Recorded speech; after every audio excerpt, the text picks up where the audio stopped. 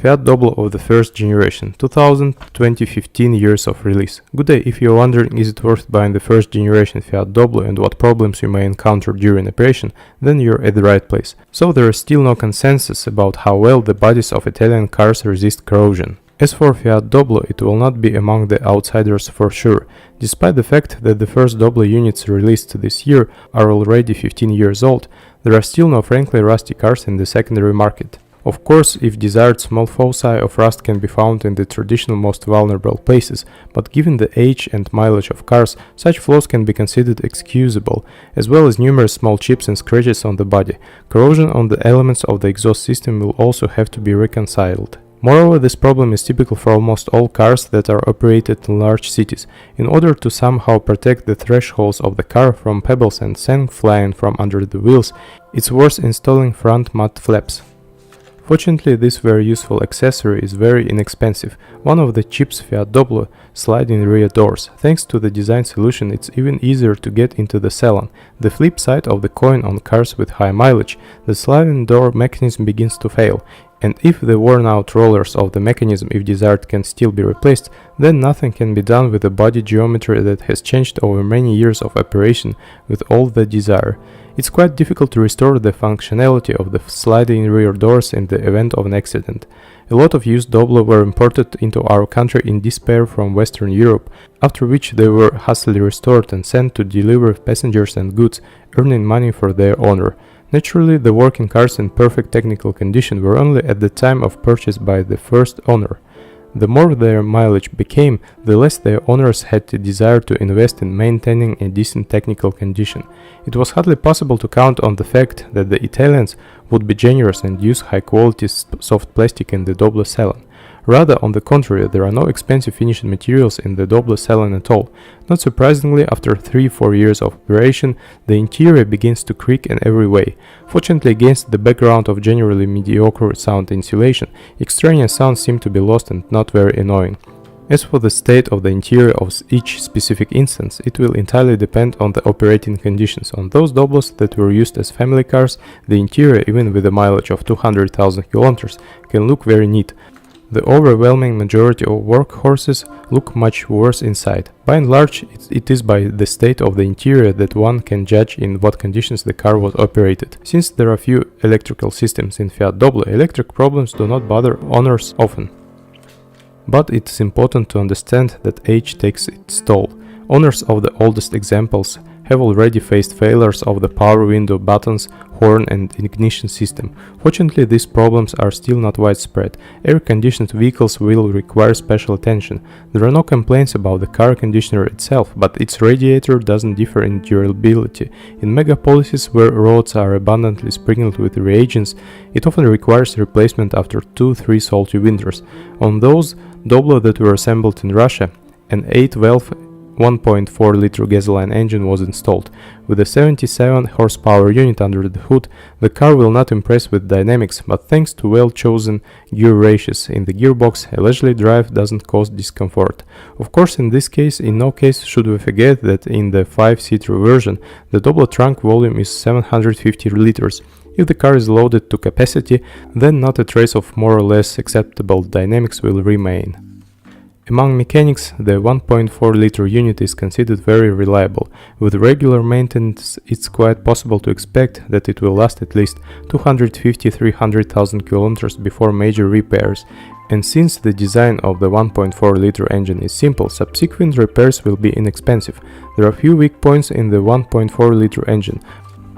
One of them is the crankcase ventilation system. The gas outlet tube becomes clogged under certain conditions, which can cause the oil to drive. Fortunately, only very high mileage models have problems like this, but floating revolutions are found even on a very fresh Doblo. Concomitant phenomena, a noticeable deterioration in traction and the appearance of errors. The cause of the unpleasant symptoms has been known for a long time. Deposits accumulate on the throttle valve and its sensor, which should be periodically disposed of. Surprisingly, an even weaker 65 horsepower 1.2-liter gasoline engine was also present in the Fiat Doblo powertrain lineup. It's difficult to recommend buying it, because due to insufficient power it will have to be constantly turned, which will hardly allow the motor to last more than 200,000 km. If the car will often carry passengers and goods, then the 75 horsepower 1.3 JTD diesel unit will not be the best choice. With it, as with the 1.2 liter petrol engine, the Doblo will hit the first 100 km per hour in 20 seconds at best. But don't forget that another modification of the 1.3 JTD motor has already developed 85 horsepower. In terms of dynamics, it looks much better while pleasing with very low fuel consumption. It's worth remembering only that after a run of 120-150,000 km, the diesel starts to eat up oil a little. Fortunately, the oil appetite, even with a mileage of 200-250,000 km, remains very moderate. Those who often plan to drive with a full load should take a closer look at the Fiat Doblo with a 1.9 JTD diesel power unit, which, depending on the degree of boost, could develop 101 or 105 horsepower. Leaving aside the injectors that are not too durable in our conditions, then the diesel 1.9 liter engine has no serious drawbacks. You will have to get used to perhaps too rough work. Diesel very noticeably transmits vibrations to the body even in warm state.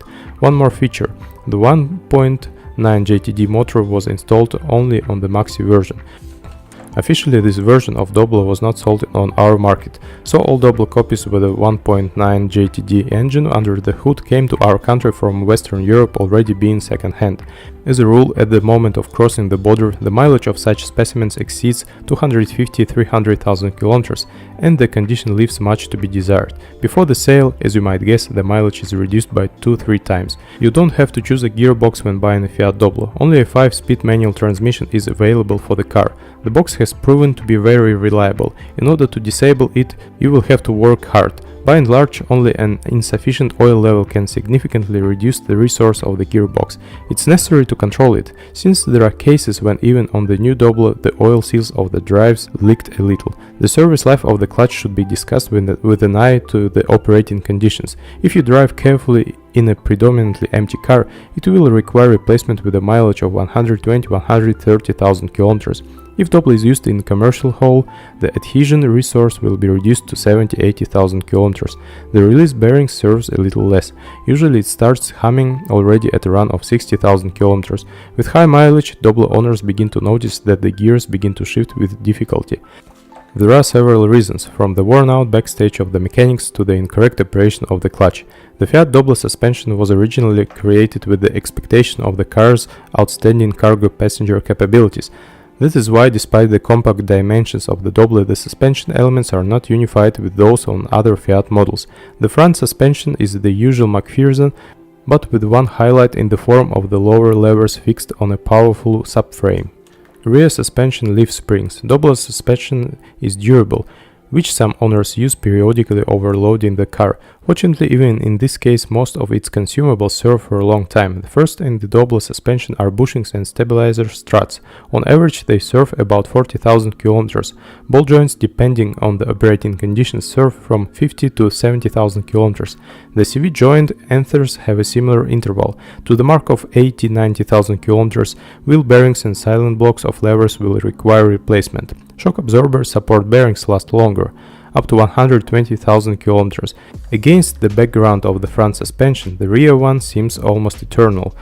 The struts and stabilizer bushings in it will require updating every 120-150,000 km. Rear springs will require special attention when buying a used Doblo. If they sagged, then this is a sure sign of the general fatigue of the entire car. Interestingly, in an attempt to make the Doblo even more lifting, some owners add another leaf to the standard springs.